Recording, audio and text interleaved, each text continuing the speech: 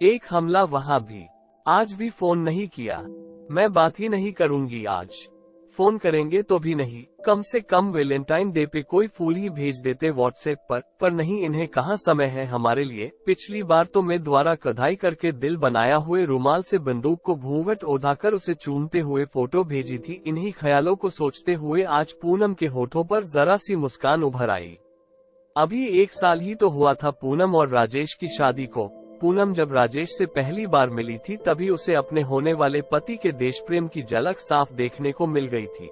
पहली मुलाकात में ही राजेश ने पूनम को कह दिया था कि इस दुनिया में वो सबसे ज्यादा प्रेम अपनी भारत माता से करता है। शायद यही कारण था कि पहली मुलाकात में ही पूनम ने राजेश से शादी के लिए हाँ कर दिया था। शादी के 10 दिन बाद ही राजेश वापस सरहद पर अपना फर्ज पूरा करने चल पड़ा था। हालांकि इन 10 दिनों में भी राजेश और पूनम केवल 3 दिन ही तो साथ रहे थे, लेकिन इन 3 दिनों में पूनम ने अपनी पूरी जिंदगी राजेश के साथ जी ली थी। वापस आने का वादा करके राजेश चला तो गया, लेकिन पूनम रोज राजेश के फोन के इंतजार में घंटों फोन के पास ही बैठी रहती। आज भी वो सुबह से राजेश के फोन का इंतजार कर रही थी। आतुरतावश वह अपनी सास को आवाज लगाकर पूछने वाली थी कि आपके बेटे का फोन आया क्या। तभी याद आया कि ससुर जी घर पर है, तो मुन्ने को सुलाकर धीरे से अपने कमरे से निकलकर सासू माँ के कमरे की तरफ बढ़ी।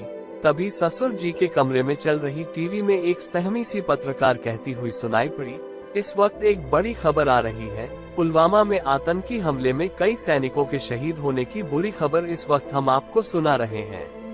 ये शब्द उसके कानों में पड़ने के बाद सब कुछ इस तरह सुनना पड़ गया मानो उसके कानों में कोई ग्रेनेड फटा हो। परसों फोन पर वह यही तो जाने की बात कह रहे थे। नहीं, यह नहीं हो सकता, उन्होंने कुछ और बोला होगा। लेकिन सुबह से उनका फोन क्यों नहीं आया, यही सोचती हुई वो बाहर ही दीवार पकड़कर बैठ गई। एक हथगोले का असर कम हुआ और धुंधल का छंटा तो ससुर जी के फोन के लाउड स्पीकर पर बार बार आवाज आ रही थी। The number you are trying to call is either switch off or out of the service area। उसकी जब भी उनसे बात होती तो गाहे पुलवामा का नाम आ ही जाता था। फिर से आंखों के सामने अंधेरा छाने लगा। थोड़ी देर बाद उसने हिम्मत करके ससुर जी के कमरे का द्वार हल्का सा खोल दिया। वो इस तरफ पीठ करके बैठे, कभी फोन तो कभी टीवी को देख रहे थे। तभी तीसरा विस्फोट हुआ। समाचार चैनल का लाइव संवाददाता घटनास्थल की रिपोर्ट दे रहा था और तभी उसकी नजर एक बंदूक पर पड़ी जिस पर एक खून से सना सफेद रुमाल पड़ा था, जिस पर दिल का निशान देखते ही वो धड़ाम से गिर पड़ी। साथियों, पुलवामा में हुए आतंकी हमले से हम सबका मन आघात है। आज हम सभी देशवासियों के मन में इस हमले को लेकर आक्रोश है, लेकिन सिर्फ आक्रोश से काम नहीं चलेगा।